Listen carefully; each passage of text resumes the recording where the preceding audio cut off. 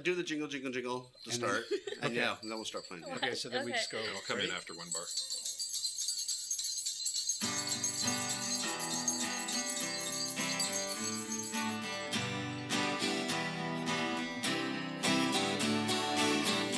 It's beginning to look a lot like Christmas. Snow is falling down all around. Shoppers are rushing home with their packages. All because they know time is running out.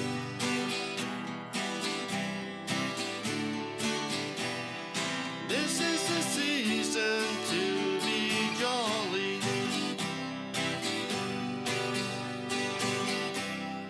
Decking the halls with boughs of holly. A time for peace, a time for joy. For all the good girls and boys.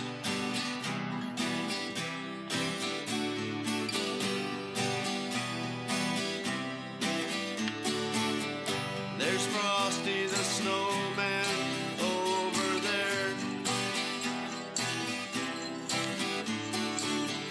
Children are laughing everywhere. Choir singing peace on earth, goodwill to all. Rudolph is ready for this year's haul.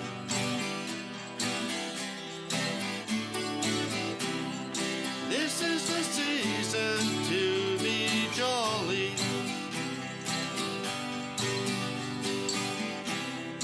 Decking the halls with boughs of holly. A time for peace, a time for joy. For all the good girls and boys. The fireplace is glowing.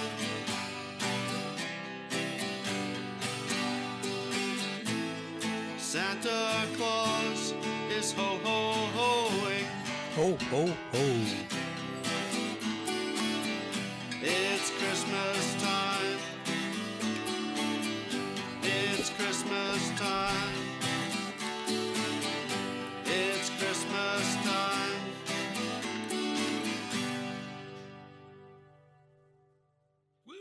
Hey, and welcome to a very, very, very special episode of AT Banter. Banter, banter. Oh man, you know that's funny. We were playing that live version of Ryan's Christmas song at the top of this. Really brings back the memories. That was our very first Christmas podcast episode, Aww. and it was 4 years ago. I know. Can you believe that? No. Can you believe that? Right off the top, let's just Say we're sorry. So there's probably a segment of our audience that are going, hey, what's going on? I thought this was supposed to be a live show. And there's probably another smaller segment of our audience going, hey, this doesn't... I'm glad this is not a live show. Yeah, well, no, that's the larger portion. Now, a smaller portion would be going, hey, this doesn't sound anything like last Thursday. What's going on with this?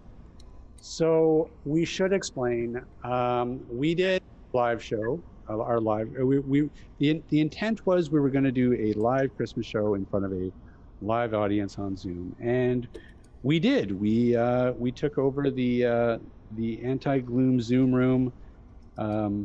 That's usually reserved on Thursday nights for the Canadian Assistive Technology virtual pub night. And we had a good group in there, and we had a great time, and there was some drinking, and there was revelry, and it was great. Unfortunately, We also had some technical snafus, and as it turns out, the recording did not turn out. Boo! Yes. Boo! Yeah, we need a new engineer. Wait, you are the you're. That's right. I'm out. I'm done. I'll put the want ad up on Craigslist Yep. In January. No, so we decided that we would reconvene this week and we would record a little something for everybody because we can't let a year go by with not doing a Christmas episode because, I mean, that's just another 2020 sticking the knife and twisting it one last time before it exits. It's got nothing to do with 2020. It's our curse of the live show. I don't know. Actually, you know what? Looking back at it, actually, I thought it turned out really well. I thought it was not as chaotic as I was afraid of. I thought everyone was well behaved. I thought it was a good time. Yeah, I wouldn't be afraid to do it again. So Excellent. yeah, so I'm sure we will do it again in the future. I was going back and listening to some of the shows from this year, and you know, it's so frustrating, the whole, having to record in Zoom because Zoom just, I mean, it's great for meetings. It sucks for what we're trying to do with it. And man, it took us a long time to figure out the sound. And we're still not there. Well, and I've done a lot of looking at Zoom settings and researching online, and there are things you can do to optimize the audio in Zoom, but we still have the dropouts and we can't kind of overtalk each other. So it makes it really difficult to carry on a regular conversation. Yeah, it does. And so that's why, we are actually, and this is sort of inside baseball. I'm sure that most of our listeners don't really care, but we are looking at some options for the new year that is going to, get away from Zoom and sort of dramatically improve the sound. So, one more reason to just stick with us. 2020 sucked. 2021 is going to be way better. 2020 wasn't bad. I wrote 2 songs this year. It was a good year. 2020 hasn't been all bad. No. No. 2020 has been a dumpster fire inside a nuclear accident. And you know this how. Chernobyl. I'm here, aren't I? you ain't getting any grief from me on that statement. Well, it was anyways, we're not here to complain. We are here to celebrate the holidays AT Banter style. So tell me, what are you guys up to for Christmas? How is Christmas really changed in your guys' households this year? We're used to, having two dozen around the dinner table. Not necessarily all family, sometimes waifs and strays, people who can't make it home, people who are, here and live in Australia or New Zealand, who are here playing rugby. So they're always invited because my brother-in-law is the president of the rugby club here in North Van. So it's nothing for us to have 2 dozen, a couple of turkeys, a couple of hams, all the normal Christmas dinner stuff. This year we're going to be 4. We're going to be my wife and I and my daughter and her husband, who are in our bubble anyway. My daughter from Victoria is not even going to come home this year. So we're going to be very small and very insulated from what we're used to. Yeah, I'll bet. When's the last time you ever did a Christmas of 4? I don't know that I've done one since Susan and I have been married. So that's 30 years or more. Jeez. Wow. Yeah. What about you, Steve? I know you usually do a pretty big gathering as well. Yeah, the big one for us is generally Christmas Eve, and we're sort of like Rick, waifs and strays and neighbors and, whoever happens to be around. It was just, 2 years ago, I think, we had a couple of German girls that I ran into in Tofino and got to know. They were just here temporarily, but we had them over for Christmas. Our neighbors, we usually have at least a pair of them. anyone who's at loose ends who wants to come out, and plus, Jackie's family, my family.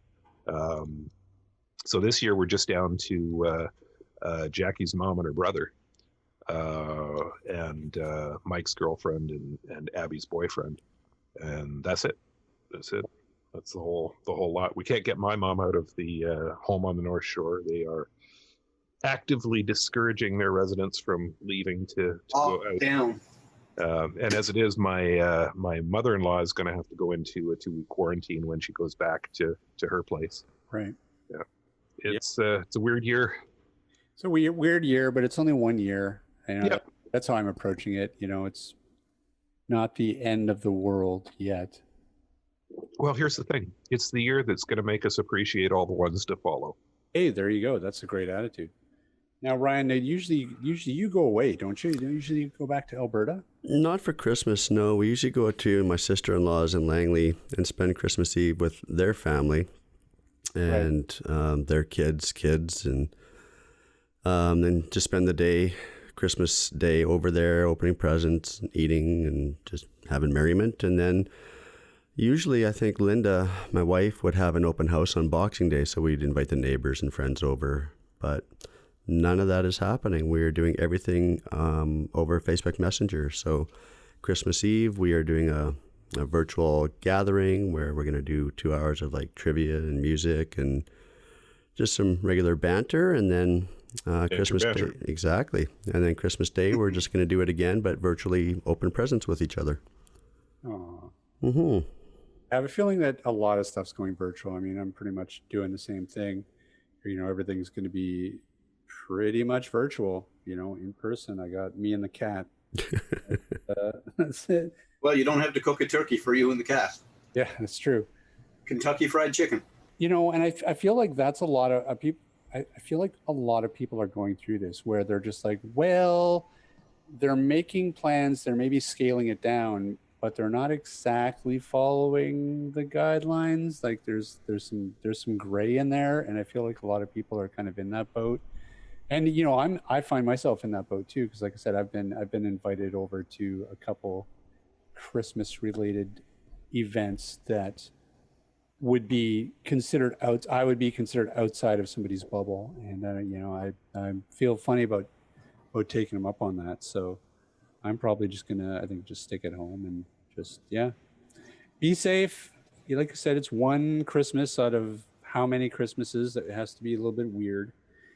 And to be honest, like I'm actually enjoying myself more this Christmas because I'm not inundated with crappy Christmas carols and Christmas music. Mall crowds, exactly. Like it's all, everything that I've shopped for, it's all been online, and yeah, it's very relaxing this year, I think.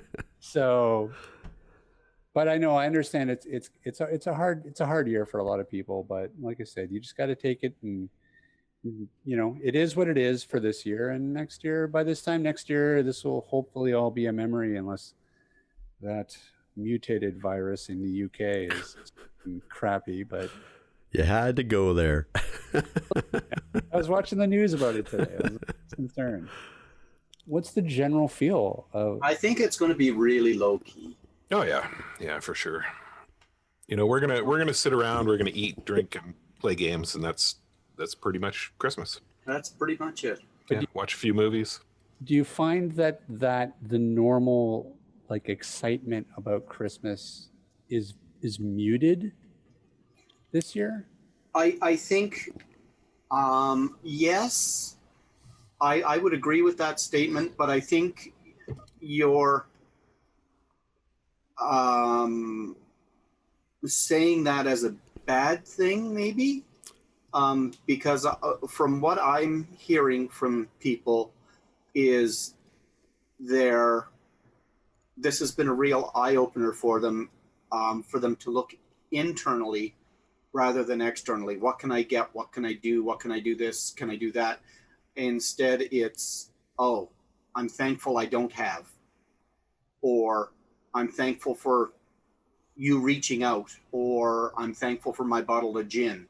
Or, I think it has caused people to internalize what they are thankful for. Yeah, I think I would agree with that. I mean, at least I would hope so. I think that a global crisis like this has really, I think, given a lot of people some perspective. And I think that, yeah, I would hope that people, instead of, lamenting about what Christmas isn't this year, is to, yeah, exactly do that. Be grateful for what you do have and what you are able to do, because a lot of people are worse off than you. So, yeah, I think that that's an important perspective to keep. But I know that, there's a lot of, Christmas is a huge deal to a lot of people. So Is it a huge deal commercially to people, or is it a huge deal because they know how to enjoy it with family and stuff? yeah, I think that I think that there's a lot of people that really dial into the vibe, the Christmas vibe. Like they love the decorating, they love the lights, they love, that atmosphere that Right. you get. And I think that, and I feel like that's still something that a lot of people can still enjoy. I mean, I can look down my street and I can see, tons of Christmas decorations. So, I don't think that part of it has really been impacted for people. But Yeah, it's just been a little more subdued. Well, exactly. I think it has impacted people though, because I know with us, we put up Christmas decorations in the house and Christmas lights outside, but it was almost like a feeling of being forced to do so this year, just to add some light and brightness to the year that we've just gone through. We haven't been going to the malls and feeling the excitement of kids and the Christmas carols and the stores all decorated. This year, it feels a little bit more forced in having to make Christmas what it can be instead of what it used to be. Yeah, that's a good point. Actually, I can kind of see that. I know that for me, I was kind of faced with one of two directions early on, where I was just like, well, do I pull out the decorations and decorate the place and kind of be like, I'm going to make the best of it? Or do I go the other direction? It's just like, the less I can or the more that I can downplay Christmas, because I'm not really having much of a Christmas this year, maybe that's the way to go. And so, and maybe a lot of people are, sort of going that direction. It's just like, if I don't make a big deal out of it and then we don't decorate, we can just kind of pretend it's just another week.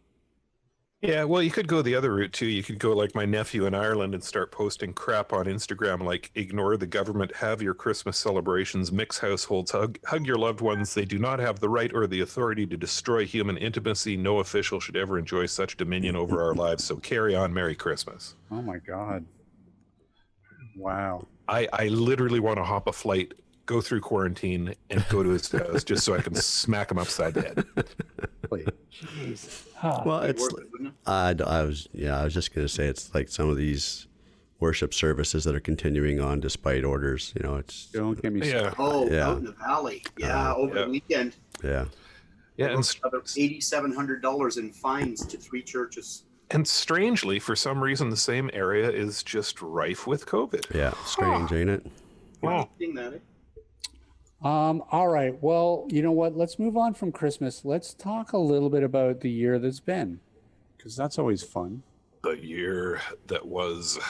Well, it's funny. I'm looking back at the year that was for the show, and it's interesting looking at the first couple of January episodes, because it's just like, oh my gosh, we were still doing it in the Guitar Dungeon. Like, this is Yeah. sweet. We weren't talking about we were looking at NVDA. We did a show on that. We did a show with the Two Blind Brothers. Remember that? You still have the shirt. Bamboo shirt. Yeah, well, you should have it for the next 30 years. Those things are so well made. Look at this. We had a ranch show that didn't mention COVID at all. We were We complaining. weren't allowed. Yeah, we were complaining about Vancouver taxi companies and. Yeah. So what has been this year in 2020? Sorry, what has been the favorite podcast? Oh, ooh, that's a good question. Let me see. Let me take a look. Okay. The one that I've pulled more, I don't know if respect is the right word, inspiration, I guess, out of was Stumpy's Kitchen. Stump Kitchen. Stump Kitchen, yes. Oh, did we have, wait, was that this year? Oh man, I'm losing it. I think you're right. Yeah, she came back. Man. Yeah, because I didn't hear her the first time, but I did listen to it the second time. Yeah, that's right. I didn't realize that was this year. Yeah, we got to check in regularly with her. She's a mover and a shaker. She is. Yeah, she's been on a couple more competitions in the last while. Yep. Oh, Had a baby. Yeah, had a baby. baby. Yep. Yeah. Obviously, she's moving and shaking the right parts. Nope. Oh, well. Well, look at that. Let's see. Favorite episode. That's a really hard one. And especially I gotta be impartial because I did the Limitless Youth on a podcast. That was pretty fun. We talked a lot about audio description this year that I thought was really sort of impactful. And I really feel like this year it is really starting to get some traction. Yeah, it was interesting talking to Roy Samuelson and just kind of, the experience he goes through as a voice actor for, TV, commercials, movies, whatever. And of course, seeing some of the behind the scenes discussions we've had with Diane from Descriptive Video Works. Yeah. We see more and more of this happening, but more and more companies, especially due to COVID this year, are looking at getting things described for their board meetings, for their webinars, closed captioning, transcriptions.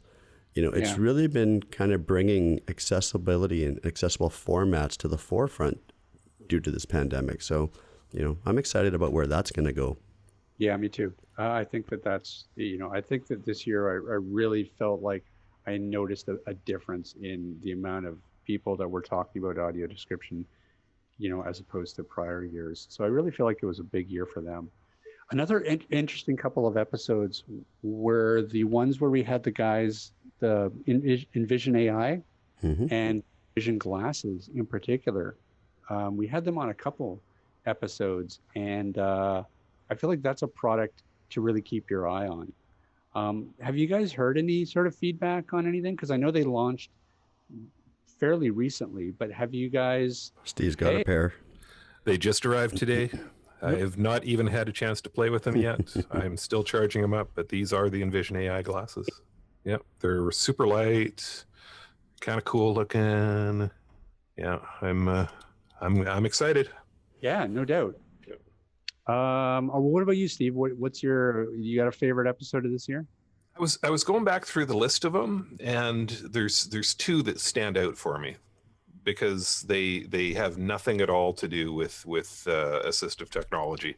There was the good news episode where we just focused on good news, and I really enjoyed that episode. It was a nice change in the midst of everything that was going on, and we also did just a straight up jokes episode. Right, that's right. Yeah, I forgot about that, and we got a lot of good reception off those too. People really enjoyed those. Yeah, something we should repeat. We should put it in as an annual another annual event. Okay, well maybe we'll figure out the date that we did that, and then we'll just that week will be the joke week. Yeah. No, that's interesting that you say that, because I was sort of going back through the list as well and looking at all those, basically all of March, we were just like, we have no idea what we're doing, because really it was hard to talk about any news other than COVID. That was the only thing that people were talking about, and that's, we had all the conferences. CSUN was canceled, and everybody was sort of reacting to the new restrictions. And no, CSUN happened. It was just dead. That's right. I forgot. I was supposed to be there, and I got sick just before that, possibly with COVID. I don't know. Yeah. But I got sick just before, because I was flying all the time before that, right? Like I was out to Alberta just before I was supposed to head down to California, and I could have picked something up on a plane. I could have picked something up in the airport. You just don't know. Yeah, well, I know they've said that it could very well be that COVID has been here for a lot longer than we Yeah. think it has been. So it's quite possible. Yeah. Oh, hey, there's another episode we did. We did the rant show. Yeah. Episode 184, the rant show, where Ryan goes off on Vancouver taxis. And there's one of the good news stories of the years. We finally got Uber. Yay, they deserve a cowbell. Yeah. And I guess we should do a shout out to Unstoppable Tracy for helping bring Uber to Canada. That's right. Little did we know then. That's Big ol' right. shout out. Yeah, that's interesting. Yeah, no, it's quaint to go back and think about the things that we were complaining about post-COVID, or pre-COVID rather. Yeah, taxis were our biggest problem. Yeah, that's scary, isn't it? Yeah, it puts it all in perspective. Okay, well let's switch from looking back and let's look forward. So I'm going to ask the three assistive technology guys here. World peace. That's what I want going forward. Well, what do you think? Is there an industry trend that you can sort of point to? Are there any sort of big releases that are supposed to be out this year in terms of any technology? Well, I mean, we're supposed to see a few new products hit the shelves here in short order. The Orbit 40 should be available in January, I'm told, which will be the first 40-cell low-cost braille display on the market. And when I say low cost, I mean like about half of what you would pay typically for a 40-cell braille display. Right. Not that, $1,890 I think is it's not cheap, but it's a hell of a lot cheaper than a lot of the other alternatives. Right. We've got Humanware releasing the new Brilliant 40, and up until the end of the year, people still have a chance to get in on the 5440 sale. If you buy the Brilliant 40 now, you get a Brilliant 14 with it. I've had a couple of people take us up on that offer. What else is coming down the pipe? I don't know of a lot of other products that are coming down the pipe, and I think probably it's probably COVID related, because how do you do product development when your entire product development team is working from home? Yeah, well, absolutely. And I mean, not only that, I mean, I'm sure that there are supply line issues as well, right? And there has yeah, been. huge. Yeah. Every supplier's had trouble that way. Yeah. So, I mean, it's kind of not surprising. I suspect that, the next year it's going to take before you really start to see any movement in terms of. I think a lot of manufacturers have just wrote this off as a gap year. Yeah. Like the kids do between high school and university, just, whatever you've got, shelve it, pull it out and dust it off next year and see what we got, because there's just so many changes and so many unknowns and variables and everything else about getting bits and pieces and being able to do research and development, that we just need to not be, putting boatloads of money into something we're not going to be able to do anything with. While we're talking really general, and while we actually are talking about assistive technology, what's your feeling in terms of the shift from, say, hardware and developing new and sexier and better hardware, as opposed to putting there seems to be a lot of emphasis on things like apps instead. Do you feel that there's sort of a movement in where they're sort of putting a lot of the R&D dollars these days? Well, I know some of the people that I've spoken to, kind of use a bit of both. They like to have their smartphone as a phone when they need to make a call, but let's say their Daisy player, their Victor Reader Stream, being a dedicated book player, does that really, really well. Has tactile buttons that you can press. If you have any dexterity issues, using a phone might be difficult with a touch screen. So when it comes to book reading anyway, a lot of them are using a bit of both. The Victor Stream is still very, very popular. Yeah. But I mean, really, that technology hasn't really changed in years. No. I mean, they make new generations of those devices that, have a few new bells and whistles in it. But really, it's, a talking book player today is pretty much the same animal as something that was 5 years ago, right? It is. Again, though, if you're talking about apps, there's only so much battery life your phone is going to give you throughout a day. If you're podcasting, reading a book, using it for GPS, doing email, whatever else, some people aren't making it through a day now using their smartphones. I guess my point is, like, that's where it seems to me that's where the innovation is these days, is new app developers that are building apps that can do things like say, the Envision AI guys, I think, are a good example of that, right? Like that's and that's a sort of a mix of new hardware and their app, right? But it seems to me like the hardware side of this, really hasn't been a leap forward for a while. Yeah, no, I would agree with that. The technology that I think we're all waiting for is a revolution in battery technology. Yeah. Once we have a good step forward in battery technology, we'll be able to use things like higher power processors and have longer battery lives on portable electronics. The world is screaming out for improvements in battery technology. Yeah. And it's just not there yet. Yeah, that actually makes sense. And you holding up the Envision glasses, like, that's probably the sexiest new device, AT device, that I've seen in years. And so that's pretty exciting. But you're right, it is limited by, the weight and the battery life. And so, yeah, I could see as those two things are really sort of holding us back in terms of really developing something that's going to really leap us forward the way that smartphones did at 2007. Nuclear powered smartphones. Fusion phones. Yeah, I guess the answer to that then is that who the hell knows what 2021 is going to bring, but can't be worse. No. Don't you say that. That's a challenge. It'll be more of the same.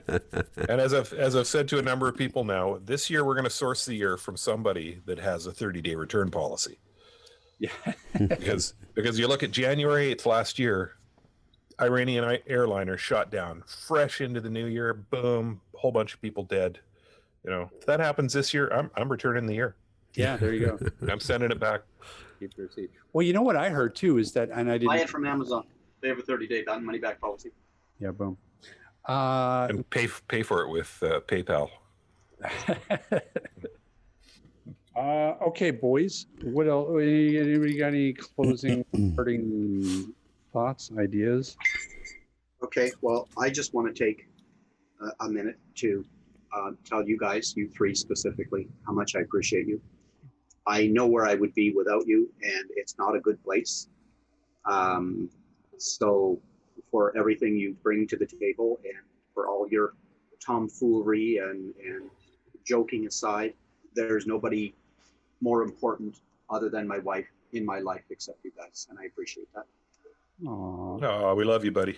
So, Yeah, and I can echo that sentiment, guys. When Aroga went down, it was the worst point of my life. It was horrible. It was stress filled. I was depressed. I was really, really in a dark place.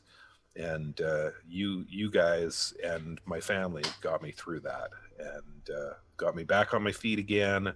And you stuck with me even when you weren't getting paid to stick with me. I will always owe you guys a debt of gratitude as well. Well, like same goes to you. You believed enough in us to bring us back and work with you and the new company.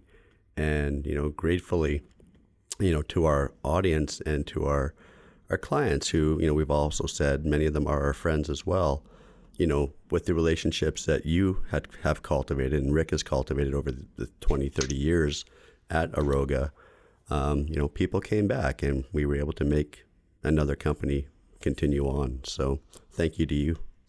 yeah, I mean, I would say the same thing. You guys have been my work family / family for many years. We've all been together. So, Well, let's take half a minute here and do some math. I started in January of '94. So with January of 2020 being around the corner, I'm looking at 26 years. So Steve, that's got to put you somewhere in the 30-year mark. Yeah, I was 30 this November. Wow. So there's 56. Rob? 2002. So what is 18 years? 56, 66, 74. Ryan? 20 for me.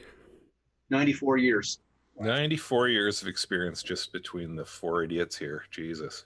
Yeah, really. Yeah, you'd think we would have learned something. You'd think.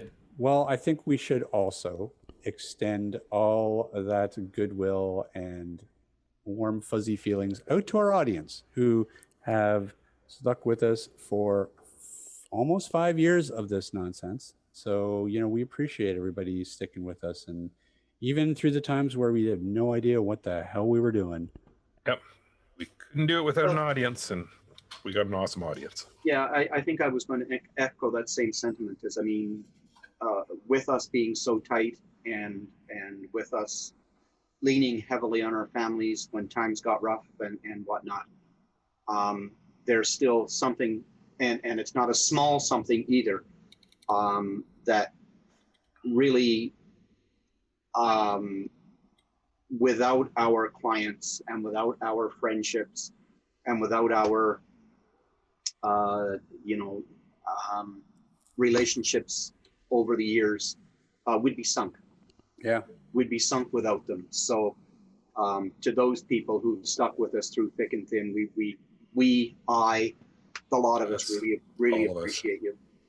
All of us. Yeah. And as well, we have to thank all the guests that have been kind enough to donate their time to talk to us idiots. Yeah. And they range from, just all over the map, all kinds of different people doing different stuff.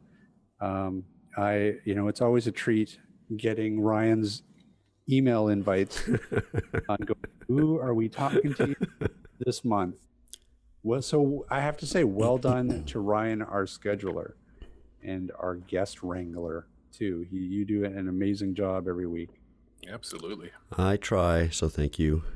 Thank you to those who have accepted the invites. And when we have a conflict of times or days, being able to be flexible and adjust accordingly, it really means a lot to us. Yep. So we appreciate all of you. Are we done with the warm and fuzzies? Done with the warm and fuzzies. Time for us to go. Well, for the last time this year, hey, Ryan. Rob. Where can people find us? They can find us online at www.atbanter.com.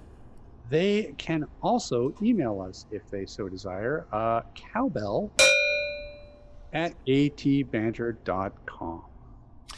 And rumor has it that we are on Instagram and Twitter, although since Rob has gone over to his new job, those have been pretty quiet.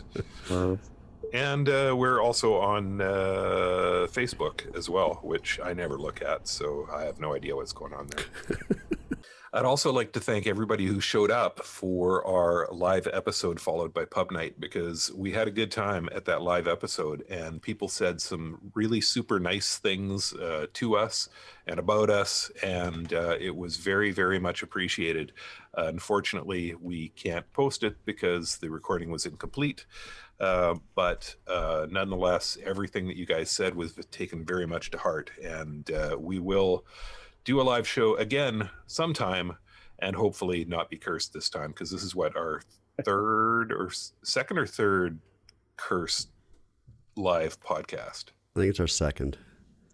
Yeah, you're right. This is a second disaster one, but they're for very different reasons. Yeah. Yeah, well, the Halloween one was just because we all got schnockered, and that was there was no amount of editing that Rob could do. Either alcohol or Zoom. The Zoom platform usually fuck us. You could have just posted the intro and outro. Brian couldn't get his shoes on. All right. Well, then, once again, for the last time this year, that is going to about do it for us. Big thanks to everybody who listens, all our guests, you guys, and we will see everybody next year. This podcast has been brought to you by Canadian Assistive Technology, providing low vision and blindness solutions across Canada. Find us online at www.canastech.com. That's CANASSTECH.com. Or call us toll free at 1-844-795-8324. For all your assistive technology servicing needs, call Chaos Technical Services at 778-847-6840 or find them online at chaostechnicalservices.com.